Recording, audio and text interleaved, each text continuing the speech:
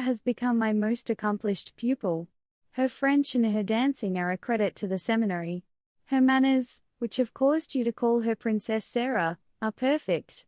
Her amiability she exhibits by giving you this afternoon's party. I hope you appreciate her generosity. I wish you to express your appreciation of it by saying aloud all together, "Thank you, Sarah." The entire schoolroom rose to its feet as it had done the morning Sarah remembered so well.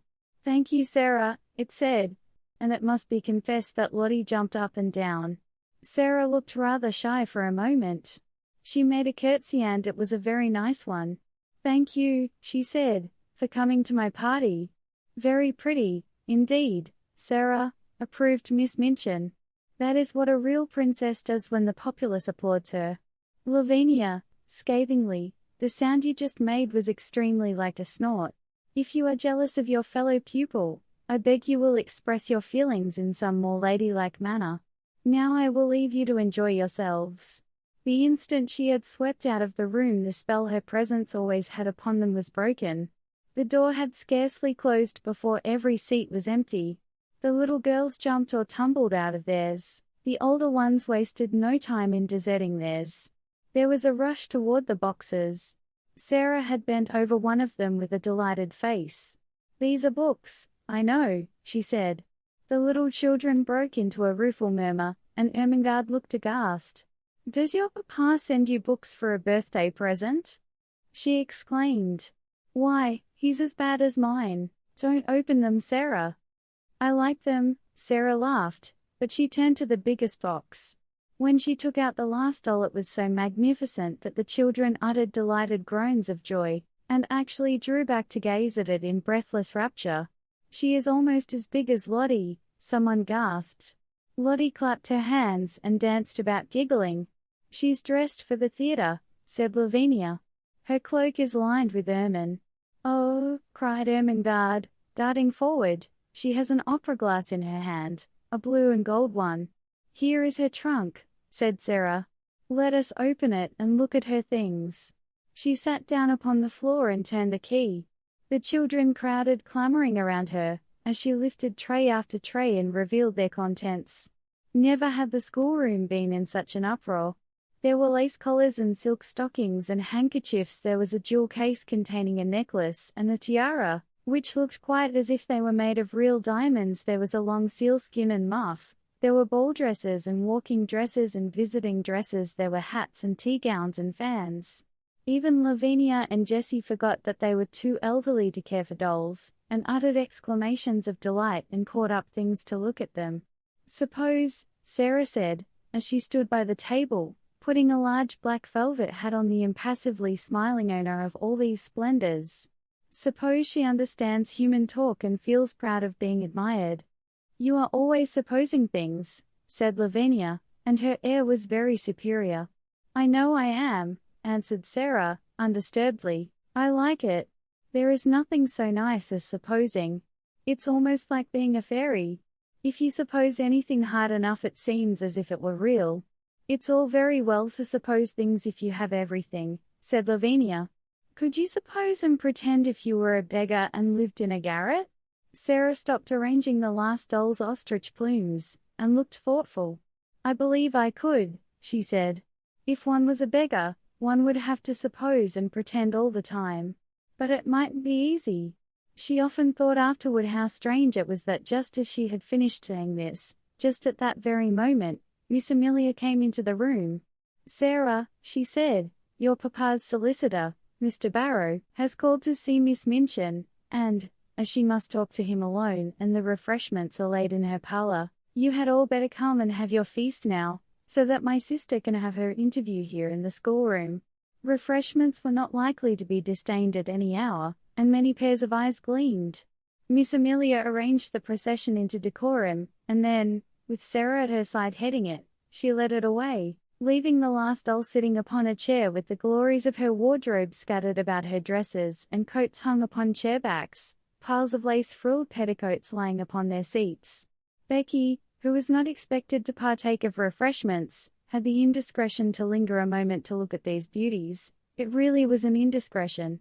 "Go back to your work, Becky," Miss Amelia had said, but she had stopped to pick up reverently first a muff and then a coat, and while she stood looking at them adoringly, she heard Miss Minchin upon the threshold, and, being smitten with terror at the thought of being accused of taking liberties, she rashly darted under the table, which hid her by its tablecloth. Miss Minchin came into the room, accompanied by a sharp-featured, dry little gentleman, who looked rather disturbed.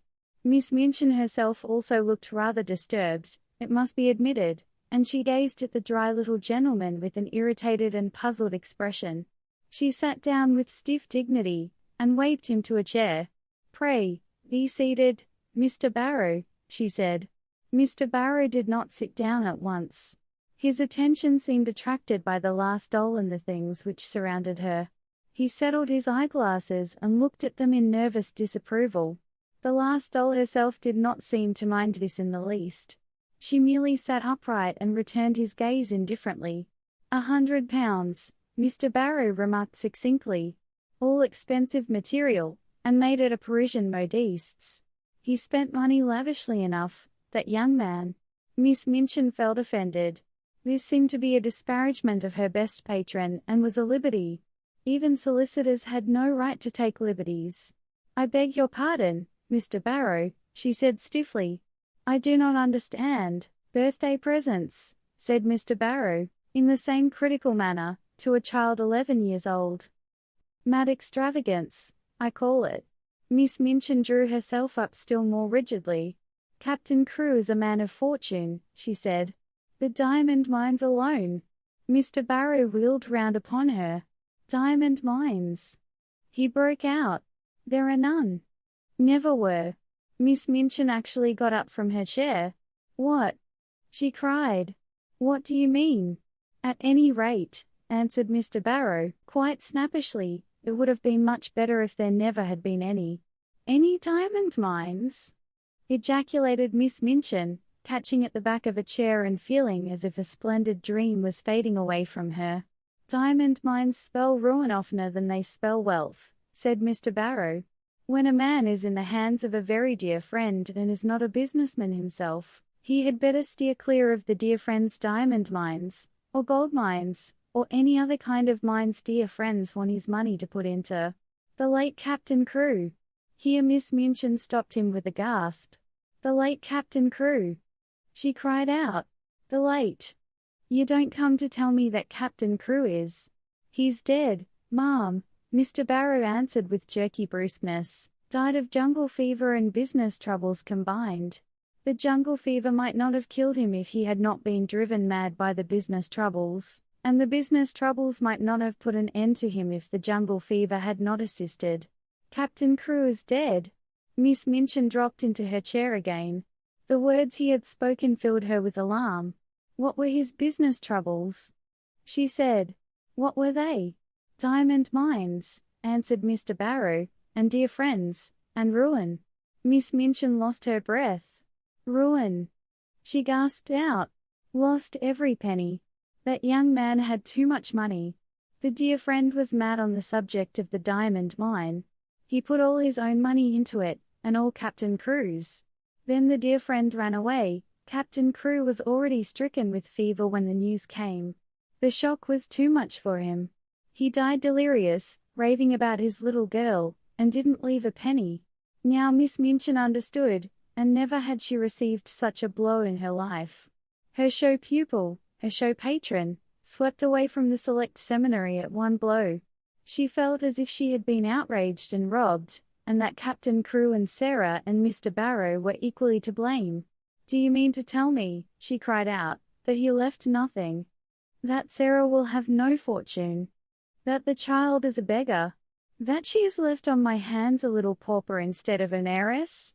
Mr. Barrow was a shrewd businessman, and felt it as well to make his own freedom from responsibility quite clear without any delay. "She is certainly left a beggar," he replied, "and she is certainly left on your hands, ma'am, as she hasn't a relation in the world that we know of." Miss Minchin started forward. She looked as if she was going to open the door and rush out of the room to stop the festivities going on, joyfully and rather noisily that moment over the refreshments. "It is monstrous," she said. She's in my sitting room at this moment, dressed in silk gauze and lace petticoats, giving a party at my expense. She's giving it at your expense, madam, if she's giving it, said Mr. Barrow, calmly. Barrow and Skipworth are not responsible for anything. There never was a cleaner sweep made of a man's fortune.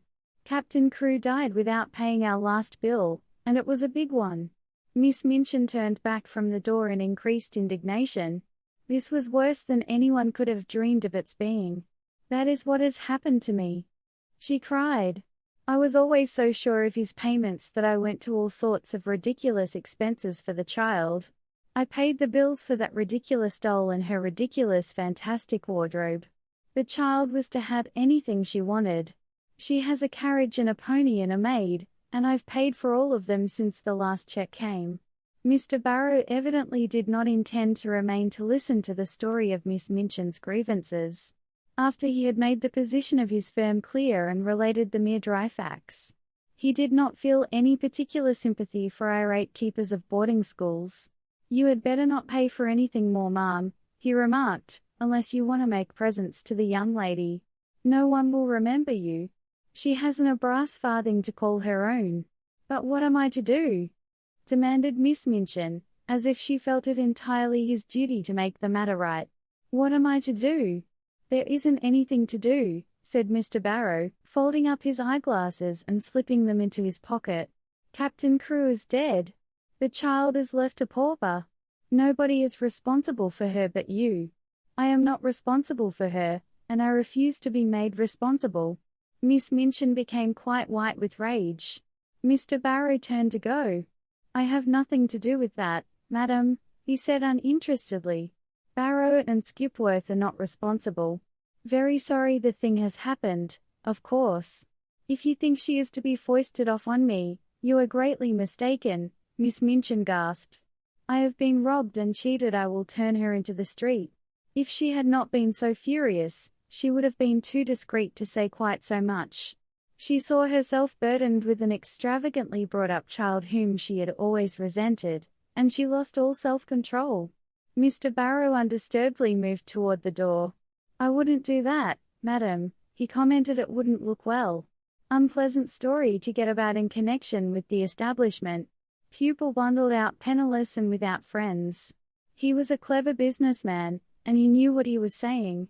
He also knew that Miss Minchin was a businesswoman, and would be shrewd enough to see the truth. She could not afford to do a thing which would make people speak of her as cruel and hard-hearted. Better keep her and make use of her, he added. She's a clever child, I believe. You can get a good deal out of her as she grows older. I will get a good deal out of her before she grows older, exclaimed Miss Minchin. I am sure you will, ma'am, said Mr. Barrow, with a little sinister smile. I am sure you will. Good morning. He bowed himself out and closed the door, and it must be confessed that Miss Minchin stood for a few moments and glared at it. What he had said was quite true. She knew it. She had absolutely no redress. Her show pupil had melted into nothingness, leaving only a friendless, beggared little girl. Such money as she herself had advanced was lost and could not be regained.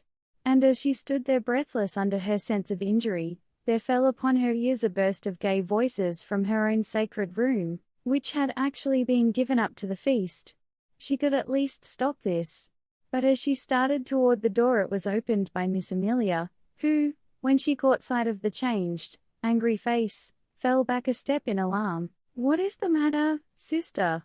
She ejaculated. Miss Minchin's voice was almost fierce when she answered. Where is Sarah Crewe? Miss Amelia was bewildered. Sarah, she stammered. Why, she's with the children in your room, of course. Has she a black frock in her sumptuous wardrobe? In bitter irony. A black frock? Miss Amelia stammered again. A black one. She has frocks of every other color. Has she a black one? Miss Amelia began to turn pale. No. Yes, she said, but it is too short for her. She has only the old black velvet, and she has outgrown it. Go and tell her to take off that preposterous pink silk gauze, and put the black one on, whether it is too short or not. She has done with finery. Then Miss Amelia began to wring her fat hands and cry, Oh, sister. She sniffed. Oh, sister. What can have happened? Miss Minchin wasted no words. Captain Crewe is dead, she said. He has died without a penny. That spoiled, pampered, fanciful child is left a pauper on my hands. Miss Amelia sat down quite heavily in the nearest chair. Hundreds of pounds have I spent on nonsense for her, and I shall never see a penny of it. Put a stop to this ridiculous party of hers. Go and make her change her frock at once. I panted Miss Amelia. Must I go and tell her now? This moment, was the fierce answer. Don't sit staring like a goose. Go. Seminary. Amiability. Curtsy. Populous. Scathingly. Snort. Spell. Scarcely. Deserting. Rueful. Murmur. Aghast. Uttered. Rupture. Ermine. Darting. Clamoring. Sealskin.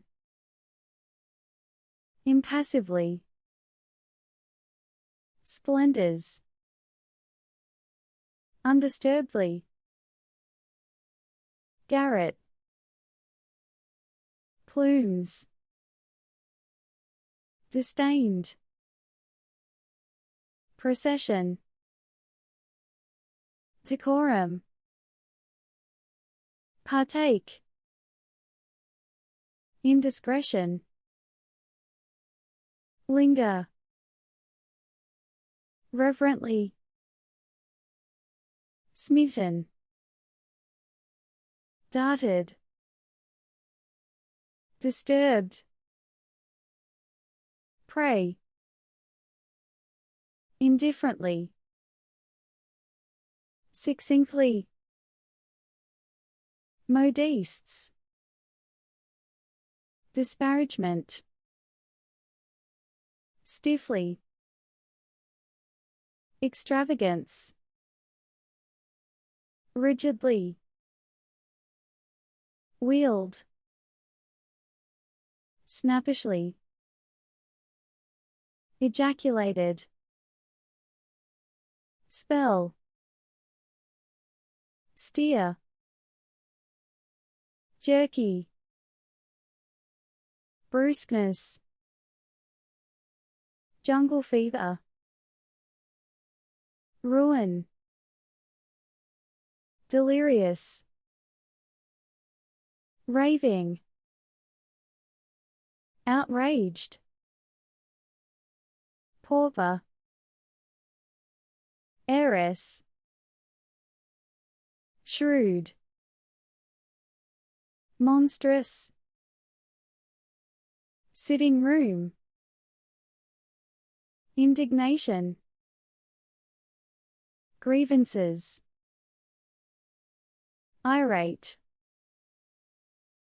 Brass. Farthing. Foisted. Discreet. Extravagantly. Resented. Bundled. Shrewd. Sinister. Confessed. Redress. Sacred. Bewildered. Stammered. Sumptuous. Preposterous. Finery. Ring. Sniffed. Pampered. Panted.